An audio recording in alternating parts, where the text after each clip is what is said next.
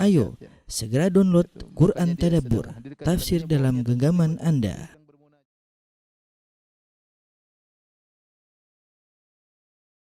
Bismillahirrahmanirrahim. Assalamualaikum warahmatullahi wabarakatuh. Alhamdulillahi ala ihsani wa syukru lahu ala taufiqihi wa amtinani wa asyhadu an la ilaha illallah wahdahu la syarika lahu ta'ziman li sya'ni wa asyhadu anna Muhammadan abduhu wa rasuluhu da'ila ridwani. Allahumma shalli alaihi wa ala alihi wa ashabihi wa ikhwani. Para ikhwan akhwat, para jemaah Majelis Taklim Qalbun Salim BSD yang dirahmati Allah Subhanahu wa taala, kita sampai pada bab yang ke-10. Ini merupakan bagian dari bagian-bagian akhir dari kitabus salat atau bekal salat. Yang akan kita bahas di antara kesalahan-kesalahan yang pertama adalah pembatal-pembatal salat. Pembatal-pembatal salat. Pembatal-pembatal salat artinya barang siapa yang melakukannya atau terjadi pada dirinya maka salatnya batal, maka salatnya batal. Di antara pembatal-pembatal salat adalah dengan adanya salah satu pembatal wudu, adanya pembatal wudu. Jika seorang salat kemudian wudunya batal, otomatis salatnya batal, ya. Jika seorang salat wudunya batal, maka otomatis salatnya batal. Di sana ada pembatal-pembatal wudu yang benar-benar membatalkan. Di sana dan sisi ada bukan pembatal wudu yang disangka pembatal wudu. Ya, bukan pembatal wudu yang disangka pembatal wudu. Adapun pembatal wudu, saya akan bacakan secara singkat yang membatalkan wudu sehingga konsekuensinya adalah salat batal. Seperti jika keluar dari salah satu jalan, dari dua jalan, kubul atau dubur, sedikit atau banyak, seperti buang angin atau kentut misalnya, dan air mani, ya, maupun baik yang najis maupun yang tidak najis, ya. Seperti tidak najis air mani. Air mani kalau keluar meskipun tidak najis tapi wudu batal dan salat jadi batal. Demikian juga misalnya yang najis seperti kencing, kotoran, ya, darah istihadhah, madhi dan wadi, ini semua kalau keluar dari kubul atau dubur, ya, maka membatalkan salat, ya. Kemudian juga di antaranya jika tertutupnya akal, ya, baik dengan pingsan atau tidur, maka ini juga membatalkan wudu dan juga membatalkan salat, ya. Kemudian di antara perkara yang perlu diperhatikan juga membatalkan wudu adalah menyentuh kemaluan dengan syahwat, ya. Ada khilaf di kalangan para ulama tentang menyentuh kemaluan apakah membatalkan wudu atau tidak. Secara umum ada 3 pendapat, ya. Pendapat pertama mengatakan menyentuh kemaluan tidak membatalkan wudu sama sekali, karena ketika Nabi sallallahu alaihi wasallam ditanya tentang hal tersebut, beliau mengatakan innama huwa hal huwa illa bad'atun minka. Sungguhnya kemaluanmu itu hanyalah bagian dari tubuhmu. Seakan-akan dipahami dari sabda Nabi tersebut, kalau kita menyentuh kemaluan sama dengan menyentuh bagian tubuh yang lain, sama seperti menyentuh kepala, sama seperti menyentuh kaki, ya. Oleh karenanya tidak membatalkan wudu. Ini pendapat pertama, bahwasanya menyentuh kemaluan tidak membatalkan wudu sama sekali. Pendapat yang kedua, menyentuh kemaluan membatalkan wudu secara mutlak. Pokoknya tersentuh menyentuh kemaluan maka membatalkan wudu. Ini pendapat jumhur ulama. Berdasarkan hadis Busrah bintu Safwan, Rasulullah SAW bersabda, "Man massa dzakarahu falyatawadda." Barang siapa yang menyentuh kemaluannya, maka batal wudunya, ya. Batal wudunya, ya.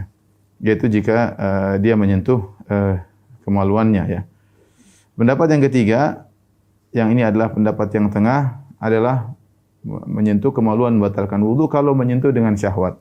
Kalau menyentuh dengan syahwat. Jika menyentuh tidak tanpa syahwat, maka tidak membatalkan wudu. Ini pendapat dipilih oleh Ibnu Taimiyah rahimahullah taala dan juga dipilih oleh Syekh Utsaimin rahimahullah, dan ini pendapat wallahu alam yang lebih kuat, menggabungkan di antara 2 dalil yang tadi kita sebutkan, ya. Dalil yang Rasulullah mengatakan hal huwa illa bad'atun minka, kemaluan itu hanyalah bagian dari anggota tubuhmu yang lain, ya, sehingga kalau disentuh tidak membatalkan wudu.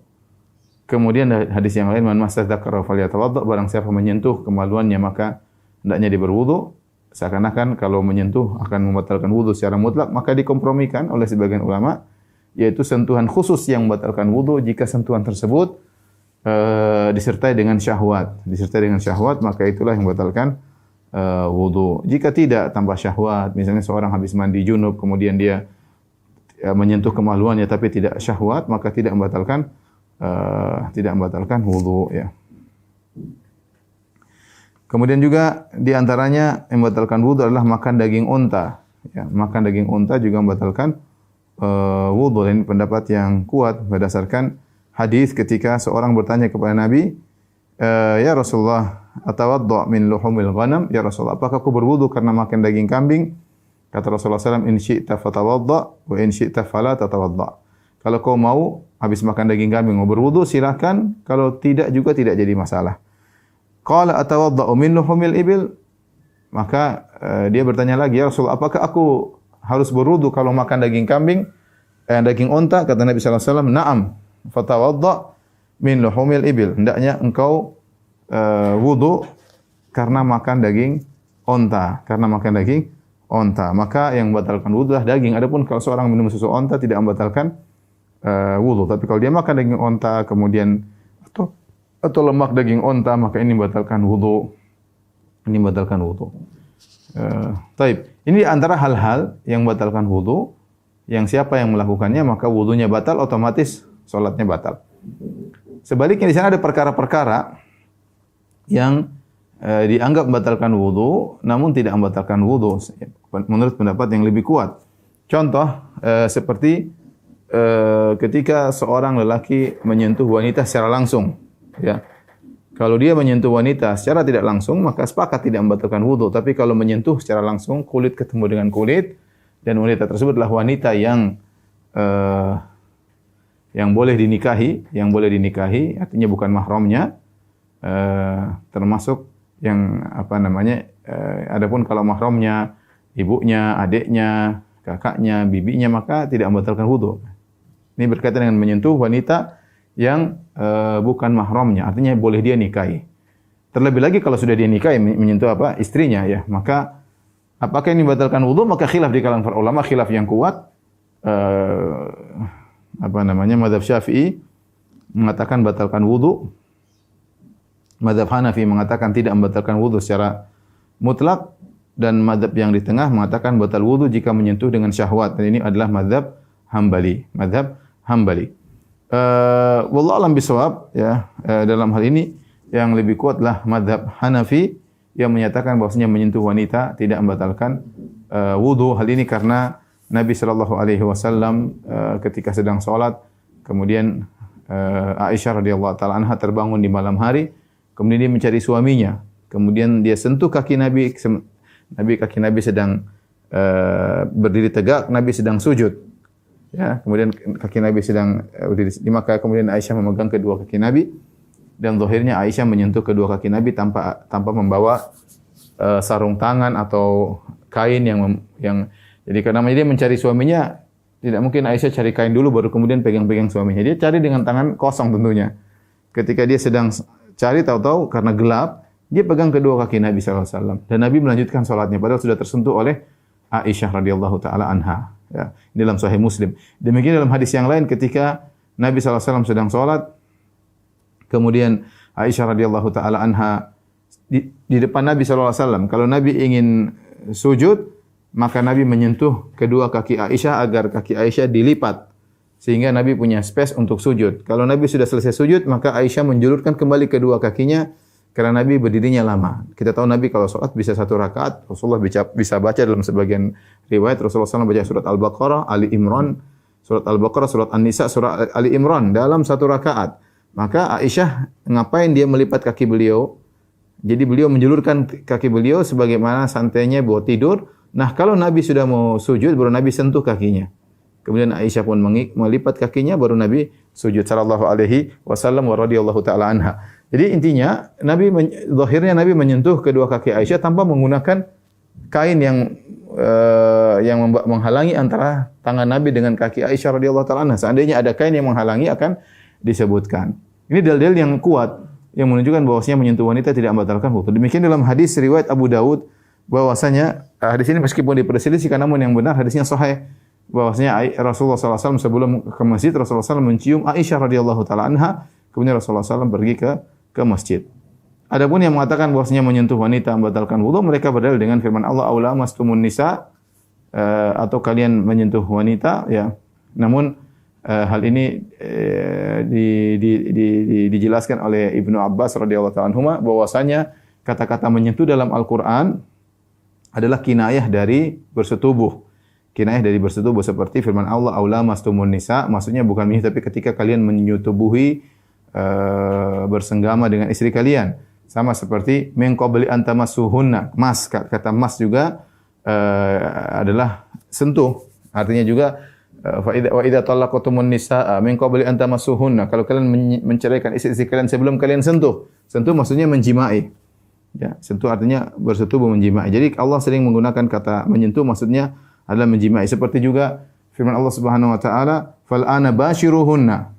Dan di malam hari silakan kalian basyir. Mubasyarah maksudnya sentuhan kulit dengan kulit. Ternyata mubasyarah secara bahasa artinya sentuhan kulit dengan kulit. Ternyata maksudnya adalah berhubungan, bersenggama ya. Maka dari sini kita ketahui bahwasanya kata lams, almas, al-mubasyarah yang secara bahasa artinya sentuhan, ternyata maksudnya adalah bukan sentuhan biasa tapi ternyata maksudnya adalah jima. Jadi ini pendapat Ibnu Abbas. Tentu ada masalah khilaf di kalangan para ulama, maka pendapat yang saya lebih pilih adalah pendapat bahwasanya menyentuh wanita tidak membatalkan wudu, tidak membatalkan wudu ya. Jadi misalnya kalau kita lagi di Masjidil Haram, kita sedang sholat, kemudian ada orang lewat kesentuh misalnya ya, atau kita sedang tawaf kesentuh misalnya, maka ini tidak membatalkan wudu kita ya. Dan sangat mungkin kalau kita lagi di Masjidil Haram bisa sih tersentuh dengan wanita tanpa kita sadari ya, tanpa kita sadari. Dan yang benar hal itu tidak membatalkan wudu sebagaimana pendapat Hanafiyah, dan ini pendapat yang dipilih oleh Ibnu Abbas radhiyallahu taala anhuma. Ya. Kemudian di antaranya juga yang disangka membatalkan wudu ternyata tidak adalah membandingkan mayat ya. Membandingkan mayat maksudnya yang benar memandikan, memang ada khilaf, ada yang mengatakan membatalkan wudu, ada yang mengatakan tidak. Namun pendapat jumhur ulama ya bahwasanya tidak membatalkan wudu. Kemudian yang terakhir yang sering disangka membatalkan wudu ternyata tidak adalah menyentuh najis. Banyak orang menyangka kalau dia terkena najis wudunya batal. Misalnya dia lagi gendong anaknya, tentu anaknya kencing. Akhirnya najisnya berlumuran di badannya. Apakah wudunya batal? Jawabannya tidak. Dia tinggal buka najisnya, tinggal dia bersihkan, wudunya tidak batal karena bukan membatal wudu menyentuh najis, tidak. Bukan membatal wudu menyentuh najis. Jadi barang siapa yang terkena najis wudunya tidak batal. Tinggal dia bersihkan, kemudian tidak perlu wudu lagi ya. Ini pembatal pertama. Ikhwan akhwat yang dirahmati Allah Subhanahu wa taala, salat menjadi batal jika wudu batal. Tadi sudah kita sebutkan pembatal wudu. Barang siapa yang melakukan pembatal wudu, maka otomatis salatnya batal. Yang kedua di antara pembatal salat adalah meninggalkan salah satu kewajiban salat. Kewajiban salat sudah kita bahas ya. Kita sudah bahas dalam bekal salat, ada namanya rukun salat, ada namanya syarat salat pertama, syarat salat, kemudian ada rukun salat, ada kewajiban salat. Ya, ada sunnah salat, ada makruhatus salat, ada yang dibenci ya. Mungkin saya ingatkan kembali secara singkat biar menjadi murajaah kembali ya. Perkara-perkara dalam salat.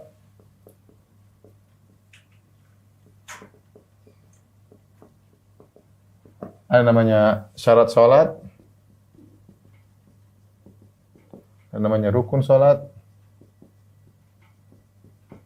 ada namanya kewajiban salat.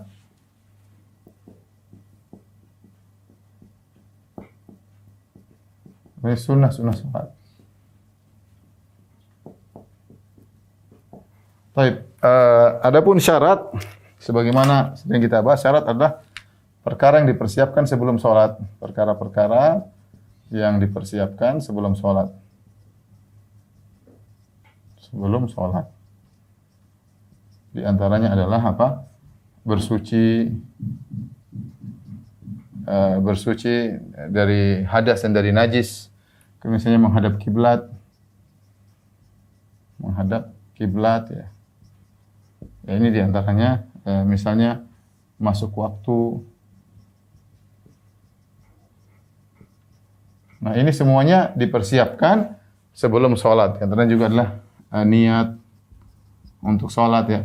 Adapun rukun salatlah perkara-perkara yang penyusun salat. Perkara-perkara penyusun salat. Salat seperti misalnya berdiri, baca Al-Fatihah, kemudian ruku, i'tidal, sujud, ya, dan lain-lain ya. Ini sekedar apa? Sekedar contoh. Ya. Kemudian kewajiban salat, ya. Contohnya seperti takbir intiqal. Nanti dilihat kembali ya. Misalnya doa ruku, doa sujud, kemudian tasyahud awal,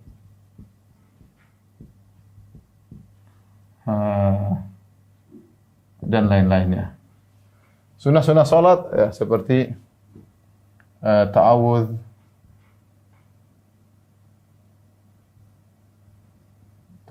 kemudian membaca surat setelah Al-Fatihah,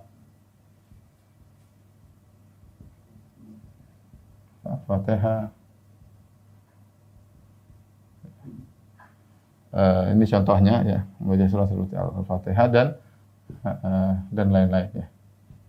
Baik, perhatikan sini syarat-syarat salat jika tidak dipenuhi maka salat tidak sah. Jika seorang atau dirubah ketika di tengah salat, ini membatalkan salat. Misalnya dengan sengaja merubah arah kiblat. Jika sengaja merubah arah kiblat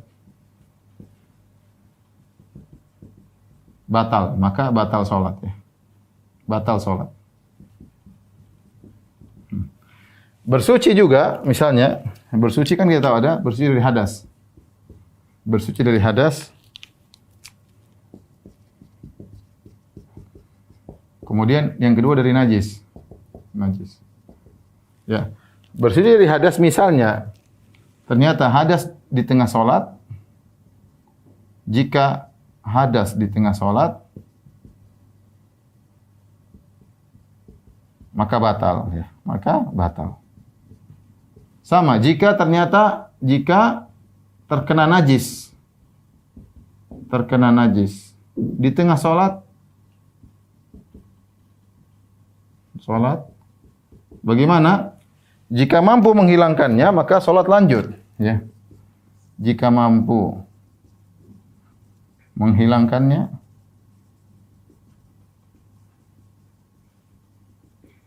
lanjut salat lanjut. Jika tidak mungkin maka batal.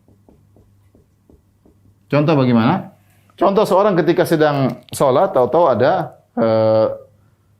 terkena misalnya anak kecil, kemudian kencingnya kena sorbannya misalnya, entah bagaimana ceritanya ya. Atau dia sedang sujud tahu-tahu terkena kotoran, terkena sorbannya, dia bisa lepas sorbannya, mungkin untuk dia lepaskan.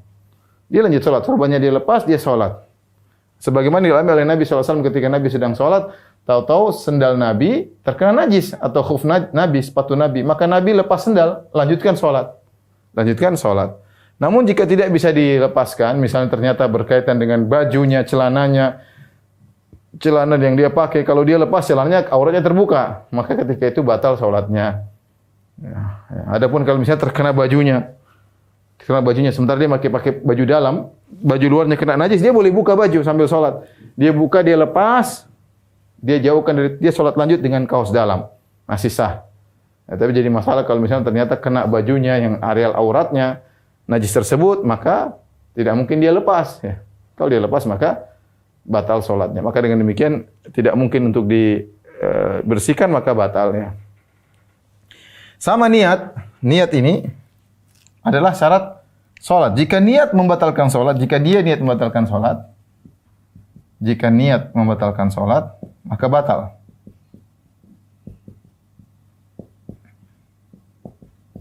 Maka batal salatnya.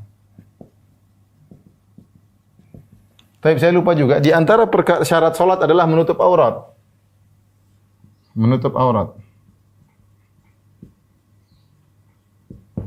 Menutup aurat. Jika ternyata tersingkap auratnya di tengah salat, ya. Jika tersingkap di tengah salat, kalau hanya sedikit, jika hanya sedikit, dimaafkan. Dimaafkan, lanjut. Jika aurat besar yang tersingkap, jika aurat besar yang tersingkap, misalnya kemaluan atau dubur, kemaluan atau dubur, tersingkap, ya tersingkap, jika segera ditutup,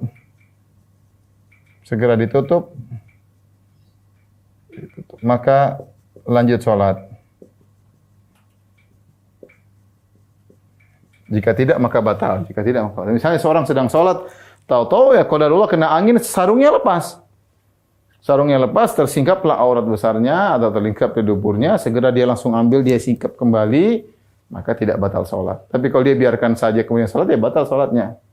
Batal sholatnya. Adapun kalau terlihat sedikit, misalnya aurat sebagian ulama mengatakan misalnya terlihat sedikit rambutnya, kepalanya bagi wanita misalnya, atau terlihat sebagian betisnya sedikit, seperti itu tidak membatalkan salat karena itu sedikit dan dimaafkan. Allah alam bisawab ya. Ini contoh pembatal salat berkaitan dengan syarat salat ya. Kita bikin judul.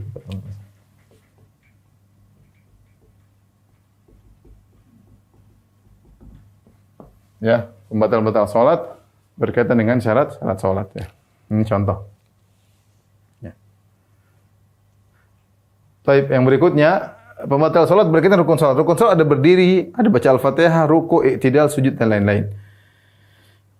Jika ini semua salah satu ditinggalkan ya tanpa uzur, jika satu rukun saja ditinggalkan tanpa uzur,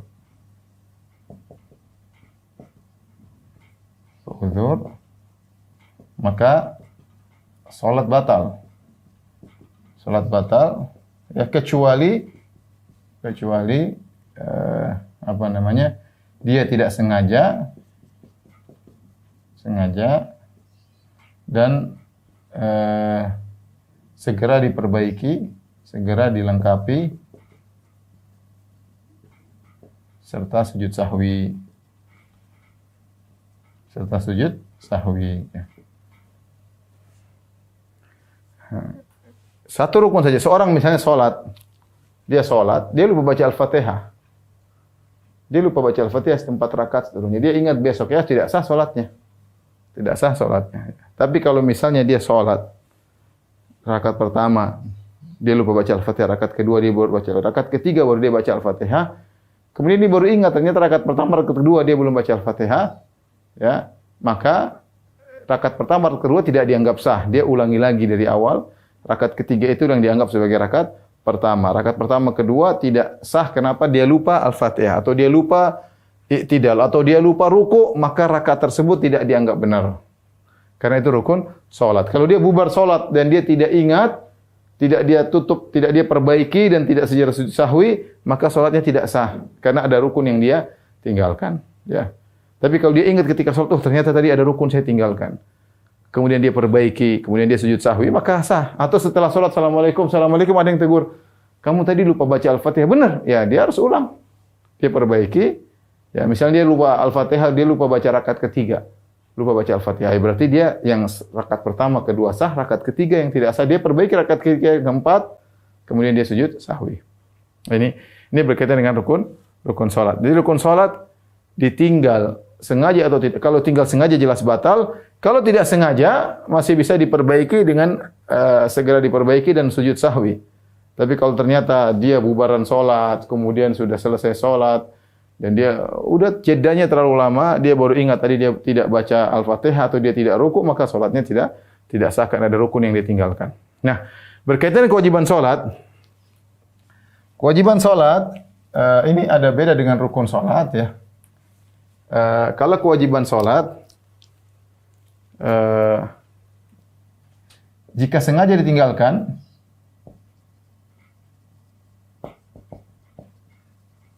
ditinggalkan, maka batal sholat. Jika tidak sengaja, maka tidak perlu diulang sebagaimana rukun. Kalau rukun harus diulang sebagaimana rukun sholat harus diulang. Tapi cukup dengan sujud sahwi, cukup ditambal dengan sujud sahwi.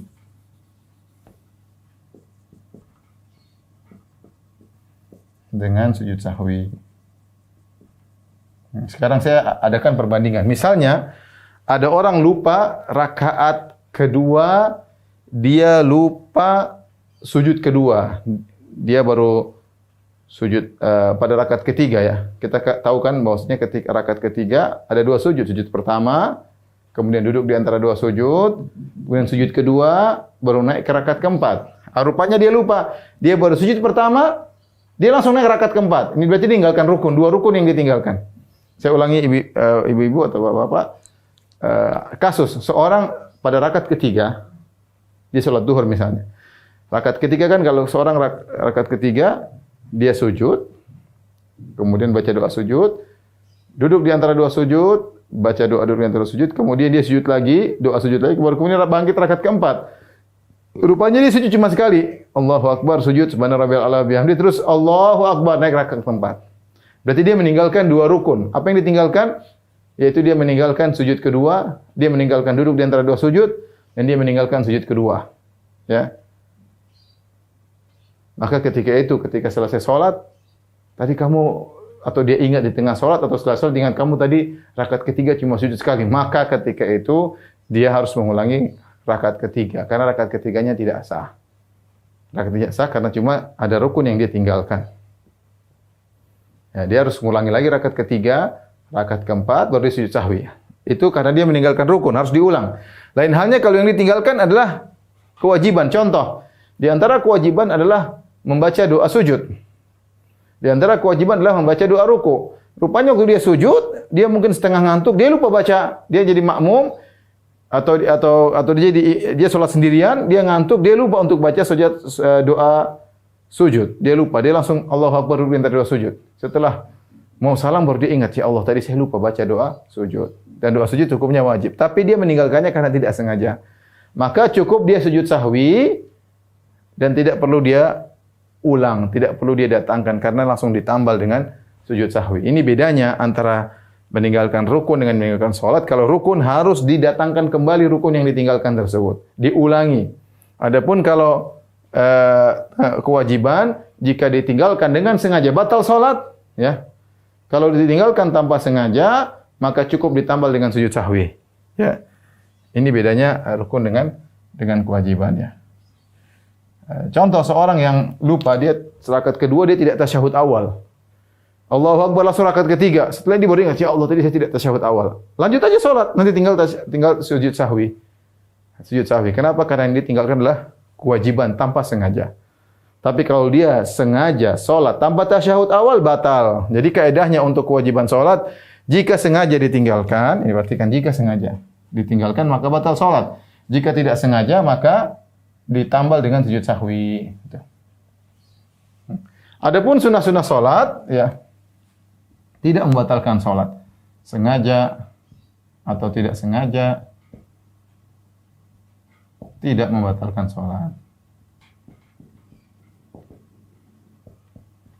Nah, dari sini dia tahu, Ustaz kalau ada orang sengaja sholat tanpa doa ruku, dia sengaja meninggalkan kewajiban, berarti batal sholat. Dia mau ruku aja tidak baca doa ruku.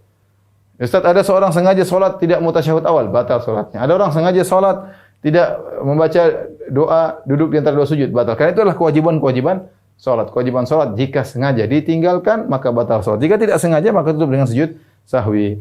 Ya ini kira-kira pembatal-pembatal sholat ya.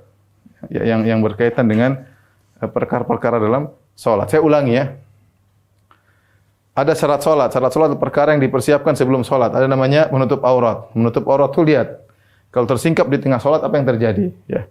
Kalau sejak awal tidak pakai sholat tidak sah. Ini dia tadinya ya, kalau sejak awal terbuka aurat, sholat tidak sah. Ini dia tutup aurat, tapi tersingkap di tengah-tengah sholat. Ketika yang tersingkap hanya sedikit yang dimaafkan, ya. Misalnya seorang wanita kemudian lehernya kelihatan sedikit. Dia sholat ternyata kelihatan lehernya. Nah, ini sedikit, dianggap sedikit oleh para ulama. Tidak, dia jangan sengaja. Kalau dia ya gimana, kadang mungkin jilbabnya turun atau bagaimana sehingga kelihatan sebagian lehernya, maka ini sedikit tidak membatalkan sholat. Sama kalau ternyata terlihat misalnya sebagian dari lengannya sedikit, tidak membatalkan sholat. Dilihat sebagian daripada betisnya sedikit, tidak membatalkan sholat. Ya, dalilnya tentang kisah seorang sahabat yang masih kecil yang kemudian dia jadi imam sholat, namun karena sarungnya pendek, kalau dia rukuk terkadang kelihatan sebagian bokongnya, ya, dan itu tidak membatalkan sholatnya karena dia sarungnya pendek dan hanya terlihat tersingkap ketika dia sedang rukuk, seperti itu. Ya, adapun kalau aurat besar, kemaluan atau dubur yang terlihat, maka jika segera ditutup tidak membatalkan sholat. Jika ternyata dibiarin saja maka membatalkan sholat. Ya, berkaitan dengan niat seorang berniat sholat, kalau ternyata di tengah sholat dia niat membatalkan sholatnya, maka sholatnya batal. Bersuci dari hadas, ya. Jika hadas di tengah sholat maka batal jelas, otomatis. Tidak ada solusi, batal sholatnya. Dia kentut, dia keluar air madhi dari kemaluannya, misalnya, atau seperti itu, maka itu membatalkan sholat, ya. Kecuali wanita yang istihadhah. Wanita yang istihadhah, perhatikan, atau yang berpenyakit, untuk ini perhatikan, jika hadas di tengah sholat, perhatikan. Kecuali yang beruzur karena penyakit. Kecuali yang beruzur karena penyakit. Karena penyakit. Seperti di antaranya orang yang senantiasa buang angin, salah silur rih. Setiap 5 menit buang angin. Tidak apa-apa, dia sholat meskipun buang angin, dianggap sah karena itu penyakit dia. Contoh seperti seorang setiap 1 menit tetes ada air kencing, 5 menit tetes air kencing. Sholat aja nggak ada masalah. Contoh seperti orang pasang kateter, itu air kencingnya keluar terus, artinya keluar di selang ada terus, ya, tidak ada putusnya. Maka sama, itu ada penyakitnya, maka berhadas tersebut tidak dianggap. Ya. Sama seperti wanita istihadhah, istihadah darahnya keluar terus, tidak berhenti. Ya. Bahkan ada sebagian sahabiat yang dia sholat sambil meletakkan semacam tempayan di bawah karena airnya menetes terus darahnya. Tidak jadi masalah, itu uzur. Itu adalah uzur, ya. Jadi hadas tersebut tidak dianggap hadas karena uzur. Adapun harus bersih dari najis, ya. Najis. Kalau ternyata di tengah sholat terkena najis, jika mungkin untuk dia bersihkan, maka lanjutkan sholatnya. Sebagaimana Nabi SAW ketika sholat ada najis di sepatunya atau di sendalnya, Nabi lepaskan sendal, Nabi lanjutkan sholat. Kalau jika tidak mungkin untuk dibersihkan, najis tersebut misalnya terkena celananya, kalau dia buka maka terlihat auratnya, ketika itu maka sholatnya batal karena najisnya tidak bisa dibersihkan. Menghadap kiblat, jika seorang menghadap Allahu Akbar kemudian dia sengaja menghadap selain kiblat, ada syarat yang hilang, maka dia batal sholatnya, ya, seperti itu. Taib. Ada rukun salat tadi sudah kita jelaskan. Berkaitan dengan kewajiban salat, insyaallah semuanya mudah, ya. Taib, di antara yang membatalkan salat selain yang berkaitan dengan ini adalah dengan sengaja menambah satu rukun salat. Sengaja menambah satu rukun salat. Contohnya dia rukuk 2 kali, ya. Kalau salat gerhana memang disunahkan rukuk 2 kali. Tapi ini bukan salat gerhana. Bukan salat gerhana. Kemudian dia sengaja menambah satu rukuk, maka batal salatnya. Atau sujudnya dia tambah, bukan cuma 2, dia tambah sujud 3 kali. Ini batal salatnya. Sama juga salatnya batal jika dia sengaja menambah rakaat. Dia salat duhur sengaja menambah rakaat 5 rakaat. Maka batal salatnya. Jadi sengaja menambah rukun batal salat, sengaja menambah rakaat juga batal salat, ya.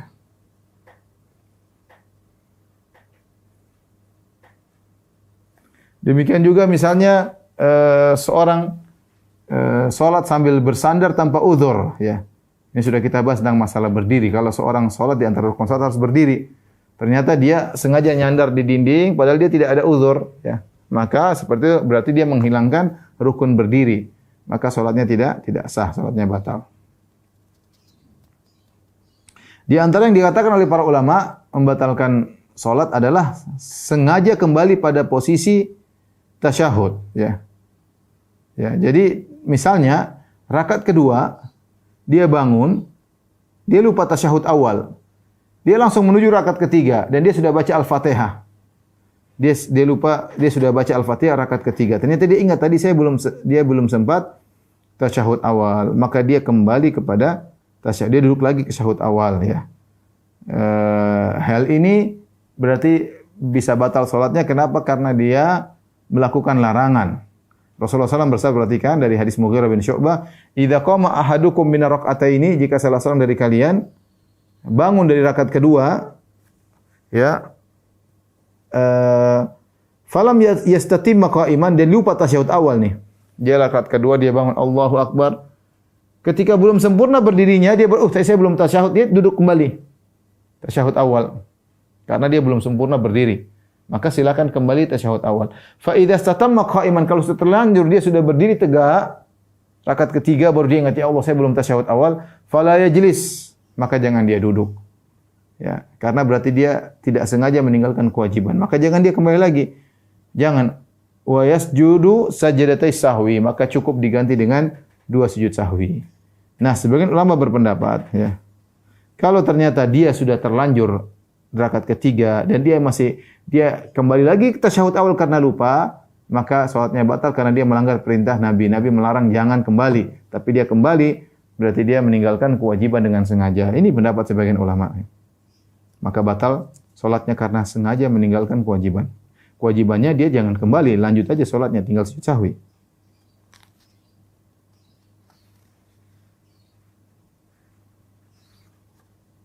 Intinya kaedahnya sengaja meninggalkan kewajiban salat, maka salat menjadi batal ya. Demikian juga di antara pembatal salat adalah tertawa dengan terbahak-bahak ya, tertawa dengan terbahak-bahak. Kalau seorang tertawa hanya senyum, ya hanya senyum, tidak terbahak-bahak, maka tidak membatalkan salat. Tapi kalau sampai terbahak-bahak, maka ini membatalkan salat ya, meskipun wudu tidak batal, tapi membatalkan salat. Ini pendapat mayoritas ulama seperti Imam Malik, Imam Syafi'i, Imam Ahmad. Ya, tertawa terbahak. Karena sebagian orang terkadang salat sambil bercanda atau ingat sesuatu kemudian dia ketawa, itu batal. Kalau cuma dia tersenyum, dia tahan gara-gara setan membuat dia mengingat sesuatu yang lucu, maka itu tidak membatalkan salat. Di antara yang membatalkan salat adalah berbicara dengan sengaja dengan orang lain ya. Meskipun sedikit. Maka ini membatalkan salat. Makanya ketika kalau ada orang bersin mengucapkan alhamdulillah, kita enggak boleh jawab yarhamukallah. Enggak boleh kita jawab yarhamukallah. Kalau kita bilang yarhamukallah, semoga Allah merahmatimu, berarti kita berbicara dengan dia, ya. Makanya kalau orang bersin dalam salat kita enggak boleh jawab yarhamukallah. Tapi kalau kita yang bersin kita boleh bilang alhamdulillah karena kita sedang berbicara dengan Allah, alhamdulillah. Nah, orang yang dengar dalam salat enggak boleh bilang yarhamukallah. Karena kalau dia bilang yarhamukallah berarti dia ngomong sama orang tersebut, ini dilarang dan ini bisa membatalkan salat. Oleh karenanya seorang yang salat tidak boleh bicara dengan orang lain. Kecuali dia tidak sengaja atau dia tidak tahu hukumnya ya, ya. Ada seorang kawan dia salat. Terus ada orang lewat depan dia tahan. Orang tersebut berusaha lewat, dia tahan. Sampai orang itu lewat 3 kali ditahan, akhirnya dia jengkel, dia bilang lewat sini gitu. Dia ngomong lewat sini saking jengkelnya. Ini tidak sengaja, keceplosan. Dia refleks bilang lewat sini. Ya. Seandainya dia sengaja dan dia tahu itu tidak boleh, maka batal salatnya. Tapi ketika dia tidak sengaja atau kelepasan, maka uzur. Sebagaimana seorang sahabat yang di zaman Nabi SAW ada seorang bersin, alhamdulillah kemudian dijawab yarhamukallah. Maka setelah itu Nabi tegur dan Nabi tidak menilai salatnya batal. Kenapa? Dia tidak tahu hukumnya.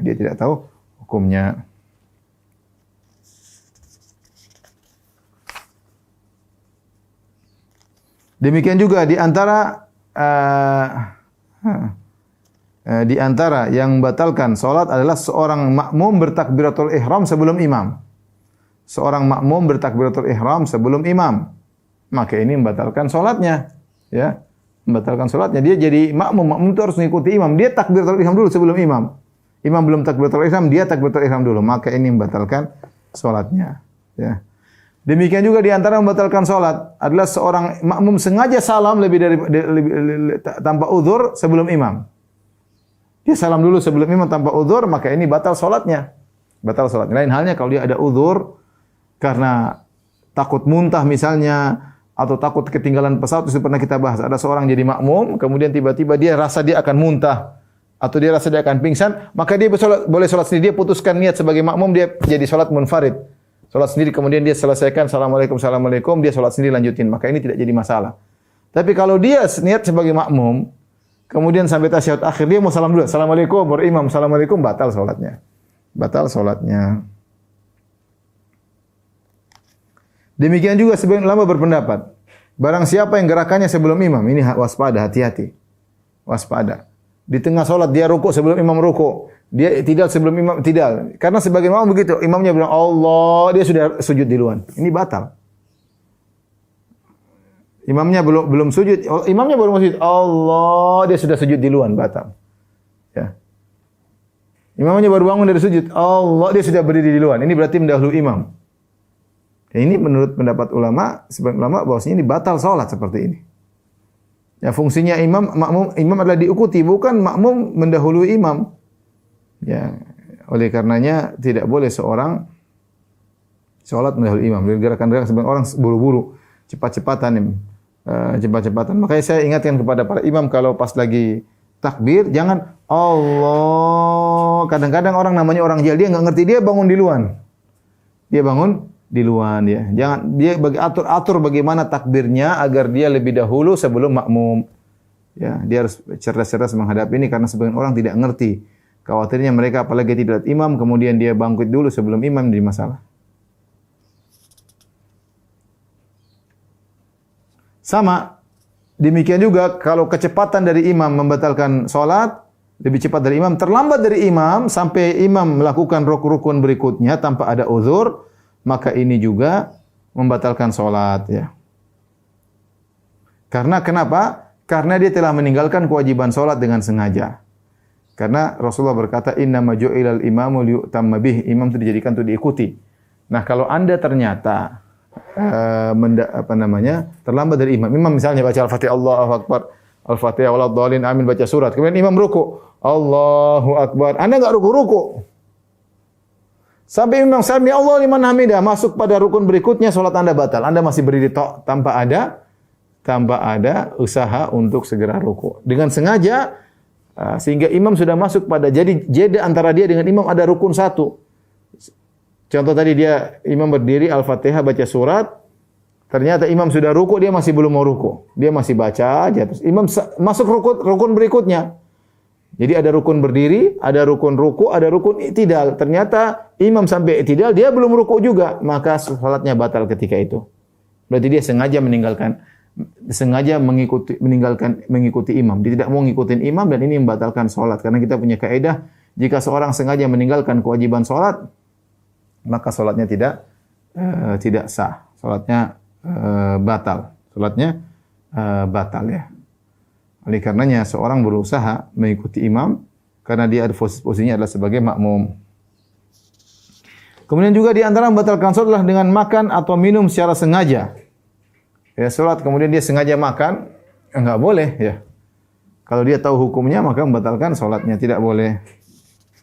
Kemudian di antaranya yang menjadikan membatalkan salat gerakan yang dilakukan secara terus-menerus. Coba Win tolong hapus. Saya akan bicara tentang masalah gerakan. Gerakan manakah yang membatalkan salat? Kita akan bahas. Baik, ikhwan dan akhwat rahmatullahi subhanahu wa taala, gerakan-gerakan dalam salat ya. Gerakan-gerakan tambahan dalam salat ya. Ada beberapa model gerakan. Yang pertama, hukumnya wajib. Yang kedua, hukumnya mustahab, dianjurkan. Sunnah ya. Yang ketiga, hukumnya haram. Ini yang bisa membatalkan. Hukumnya makruh. Kemudian hukumnya mubah. Boleh. Ini gerakan-gerakan dalam salat. Gerakan dalam salat ini bukan maksudnya gerakan-gerakan tambahan dalam salat ya. Bisa hukumnya wajib. Contohnya bagaimana? Contoh ya. Contoh seorang tidak sadar Ya, jika dia salat ternyata tidak menghadap kiblat. Menghadap kiblat. Lantas dia diberitahu orang. Iya, diberitahu orang.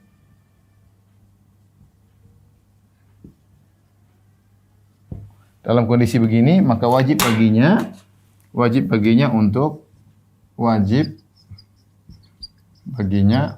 berubah, untuk bergerak menghadap kiblat,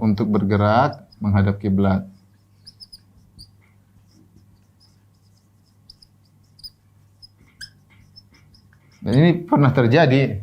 Seorang dia tidak sengaja dia masuk di Masjid Nabawi. Kan Masjid Nabawi tiangnya mirip-mirip. Tidak tahu kiblat mana. Dia merasa dia sudah menghadap kiblat, maka dia Allahu Akbar. Padahal dia tidak menghadap kiblat. Salatnya sah karena dia tidak tahu. Beda kalau dia sengaja tidak menghadap kiblat, salatnya sudah tidak sah. Tapi dia menyangka dirinya menghadap kiblat, maka di tengah salat ada orang datang meluruskan, suruh belok kanan. Oh iya benar. Ya lanjutin aja salat, tidak apa. Berubah dia dari ini ke arah kanan hukumnya wajib. Karena dia tidak tahu kiblat, ya. Dan dikasih tahu dia harus segera merubah kiblat. Ya. Contoh yang nyata seperti di zaman Nabi SAW ketika penduduk Kuba sedang sholat subuh di Masjid Kuba. Mereka sedang sholat subuh di Masjid Kuba. Waktu itu mereka belum ada kabar kalau kiblat sudah berubah. Mereka masih menghadap ke arah Baitul Maqdis, masih menghadap ke arah utara. Ketika mereka sedang sholat, tiba-tiba ada pengumuman, ala innal qiblata qad huwilat. Ketahuilah bahwasanya kiblat telah berubah ke arah Mekah, ke arah selatan. Maka mereka sedang sholat, mereka rubah. Karena wajib hukumnya untuk merubah karena harus sholat menghadap kiblat. Ini contoh gerakan yang wajib. Ya. Kemudian gerakan yang disunnahkan, dianjurkan, misalnya, contoh, ya,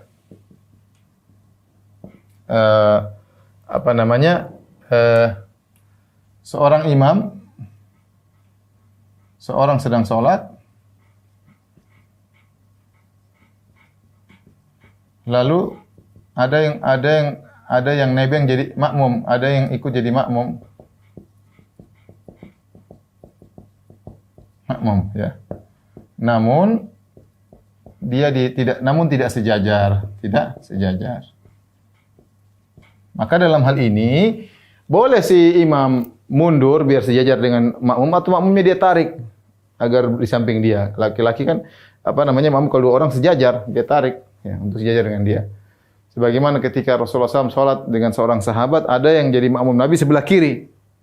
Maka Nabi gerak, Nabi suruh pindah dia ke sebelah kanan. Ya. Dia jadi makmum Nabi tapi sebelah kiri Nabi. Maka Nabi pegang kepalanya, Nabi puterin dia ke sebelah kanan. Ini contoh gerakan yang dianjurkan karena sunnahnya seorang di sebelah kanan ketika jadi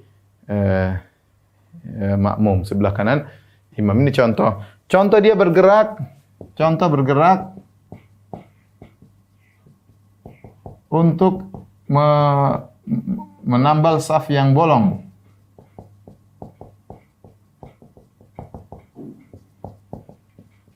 Dia lagi sholat, tahu-tahu depannya ada yang bolong.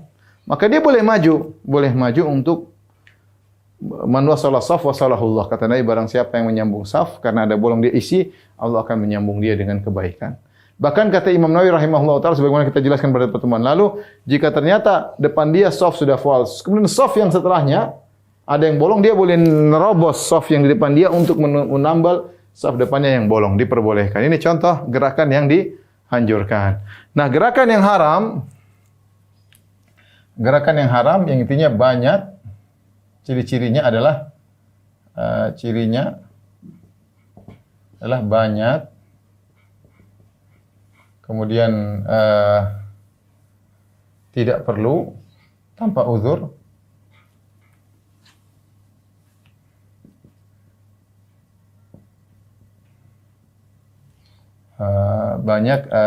Kemudian tanpa uzur ya.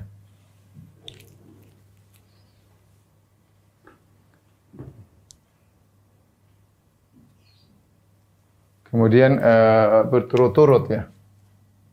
Berturut-turut. Jika terpenuhi tiga kondisi ini banyak tanpa berturut-turut, maka ini membatalkan sholat. Membatalkan sholat, ya haram. Ya. Masalah banyak, berapa banyak dia bergerak membatalkan sholat, maka ini ada khilaf. Ada yang mengatakan 3 gerakan banyak. Ada yang mengatakan jika 3 gerakan berturut-turut, maka batal. Pendapat yang mengatakan banyak kembali kepada urf, barometer banyak kembali kepada urf. Secara umum, jika gerakannya terlihat seperti orang tidak sholat, orang sedang tidak sholat, maka batal. Ini pendapat yang saya kuatkan ini, ya. Karena sebagian ulama berpendapat kalau gerakan 3 kali, misalnya Allahu Akbar, kemudian digaruk 1, 2, 3, batal. Sebagian ulama berpendapat 3 kali berturut-turut. Beda kalau dia Allahu Akbar, gatal. Nanti dia ruku, lagi. Itu namanya tidak berturut-turut. Tapi kalau dalam satu rangkaian berturut-turut, Allahu Akbar, 1 garuk ini.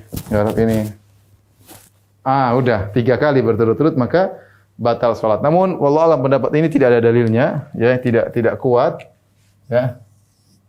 Kurang kuat. Maka yang lebih kuat adalah ini. Jika berturut-turut, tapi syaratnya banyak berturut-turut tanpa uzur. Kalau ada uzur lain cerita.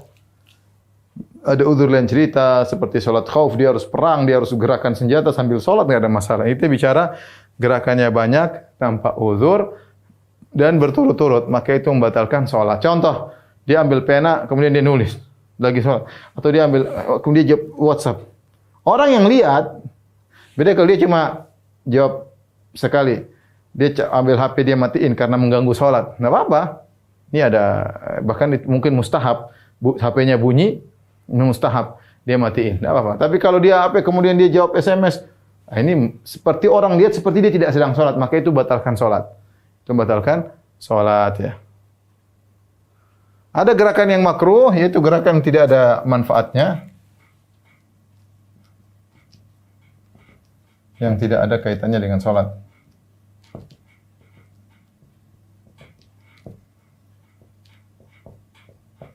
Contohnya apa? Contoh misalnya lihat jam, misalnya pegang-pegang jenggot. Misalnya ngupil, kadang-kadang orang sedang sholat apa? Ngupil, terkadang ya hal-hal yang tidak ada kaitannya, ya. Lihat kanan kiri,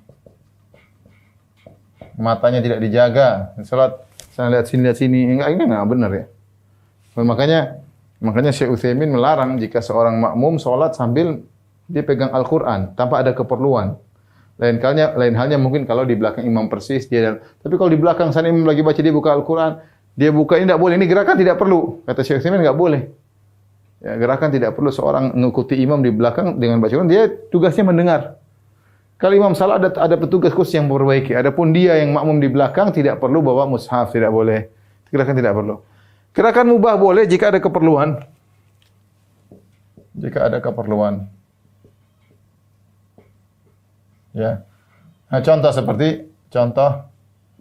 Nabi sallallahu alaihi wasallam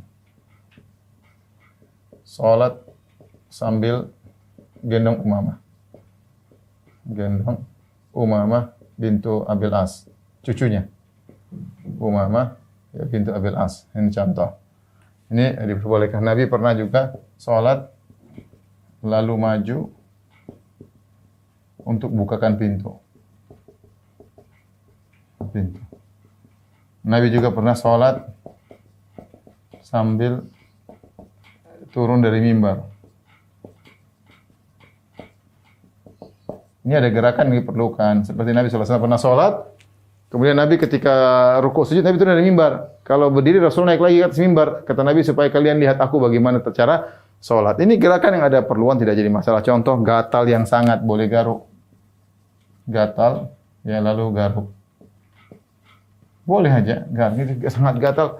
Wah, kalau kita nggak garuk, kita gelisah, kita garuk aja enggak apa. Garuk, lanjut sholat, tidak jadi masalah ya. Adapun kalau nggak ada kegiatan, lihat jam. Begini, kemudian begini. Dia lihat sini. Ya, ada di antara mereka yang apa kumisnya di ini, ya nggak perlu. Ada yang salah saya pegang hidung, nggak ada perlunya. Ini semua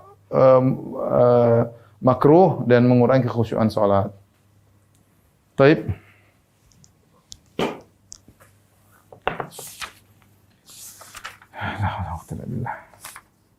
Kemudian yang terakhir di antara yang membatalkan salat, ini ada khilaf di kalangan para ulama, jika dilewati oleh anjing hitam atau wanita ya atau himar keledai ya. Maka ini ada khilaf. Nabi berkata yaqta'us salat al-mar'atu wal himaru wal kalbu. Salat diputuskan oleh wanita yang lewat atau himar atau keledai atau anjing. Wa yakdzalika mithlu mu'akhkharat rahil. Maka cukup dengan menghalang itu kalau ada sutrah. Kalau ada sutrah lewat enggak ada masalah, tidak membatalkan salat. Ini ada khilaf. Jadi kalau kita sepasang sutrah ada anjing hitam lewat enggak ada masalah karena kita sudah salat di depan sutrah. Ada khilaf tentang hadis ini. Jumhur ulama berpendapat bahwasanya tidak membatalkan salat secara total, hanya membatalkan kesempurnaan salat, artinya pahalanya berkurang. Sebenarnya mengatakan tidak ya, bahwasanya salatnya batal, terutama Imam Ahmad mengatakan yaitu jika sebenarnya mengatakan ketiga-tiganya yang membatalkan salat. Imam Ahmad berpendapat anjing hitam yang jika lewat depan salat membatalkan salat. Selain anjing hitam maka tidak. Makanya ada khilaf, intinya ada khilaf di kalangan para ulama tentang hal ini. Inilah ikhwan dan akhwat yang rahmati Allah Subhanahu wa taala, pembatal-pembatal salat yang bisa disampaikan pada kesempatan ini. Insyaallah kita lanjutkan pada pertemuan berikutnya tentang hal-hal yang makruh dalam salat ya. Wallahu alam bisawab, demikian saja pertemuan kita. Insyaallah kita lanjutkan lagi dalam kajian bekal salat dari Majelis Taklim Qalbun Salim insyaallah di 2 pekan berikutnya. Wabillahi taufiq wal hidayah. Assalamualaikum warahmatullahi wabarakatuh.